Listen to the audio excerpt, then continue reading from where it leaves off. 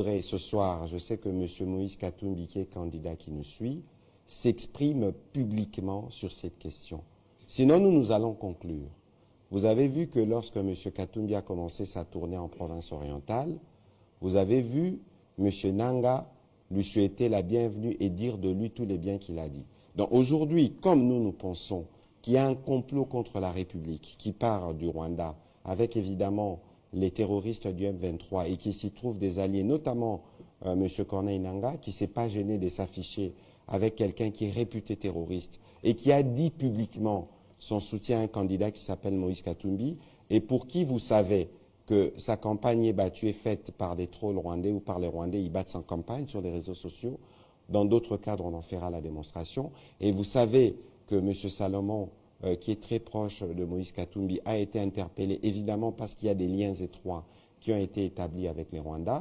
Il y a un besoin, parce que nous considérons, je considère que M. Moïse Katumbi est un démocrate, il y a un besoin pour lui de se désolidariser publiquement de la démarche qu'a commencé M. Corneille Nanga, même s'il n'a pas cité ses alliés, mais on peut présager, au regard de faits que je viens de relever ici, qui travaillent en synergie. Si ce n'est pas le cas, il faut qu'ils le disent publiquement. Auquel cas, nous allons considérer qu'ils sont effectivement ensemble contre la République. Comme toutes les Congolaises et tous les Congolais, j'ai suivi les élucubrations et les mensonges assez déroutants de Patrick Mouyaya, le porte-parole du gouvernement, qui, s'adressant à Moïse Katumbi, exigerait de Moïse Katumbi qu'il fasse des déclarations. Alors, qui est-il, Patrick Mouyaya, pour donner des instructions à Moïse Katumbi? C'est de la mauvaise plaisanterie, il faut arrêter là, M. Mouyaya. La chose la plus évidente, c'est qu'effectivement, Moïse Katumbi a une armée, et elle vous fait peur, cette armée. C'est le peuple congolais. C'est le peuple congolais qui marche avec Moïse Katumbi, qui est à l'offensive, province par province, ville après ville, cité après cité. Ce peuple congolais veut se libérer d'une dictature, d'un pouvoir autocratique. Il veut se libérer des fausses promesses. Il veut se libérer de cette misère, de l'absence de route, de l'absence de tout.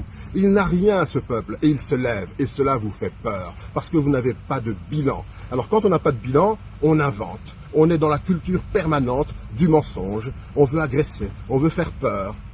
Ça ne passera plus. Une chose est sûre, Corneille Nanga était votre ami. C'est lui qui a fabriqué les résultats de 2018. Tout le monde le sait. Alors aujourd'hui que vous ayez des problèmes avec Corneille Nanga, ne les imputez pas sur Moïse Katumbi. Moïse Katumbi n'est pas un homme à prendre les armes, à verser le sang des Congolais. Jamais il ne le fera. Autre chose doit vous poursuivre, c'est votre absence de bilan. Aujourd'hui, je suis dans ma circonscription, à Boulungu. Le président de la République viendra parachuter, par hélicoptère, parce qu'il n'y a plus de route. Et cela, c'est l'aveu d'un échec cuisant. Notre pays n'a plus rien. Notre pays est dans une détresse profonde. Et s'il fallait encore vous poursuivre, M. Mouyaya, dans votre conscience, ce sont les selfies que vous avez pris, toutes dents dehors, éclatantes. Vous devriez en justifier aujourd'hui au peuple congolais. À l'époque, ces sourires pepsodents, adossés, collés serrés avec le président Kagame, personne ne les a oubliés. Alors, vos problèmes avec vos anciens amis, vous les traitez, mais n'associez jamais Moïse Katumbi à cela. Moïse Katumbi, il est en marche avec le peuple congolais, il ne prendra jamais les armes, mais le 20 décembre prochain, vous verrez que Moïse Katumbi et le peuple congolais ne font qu'un.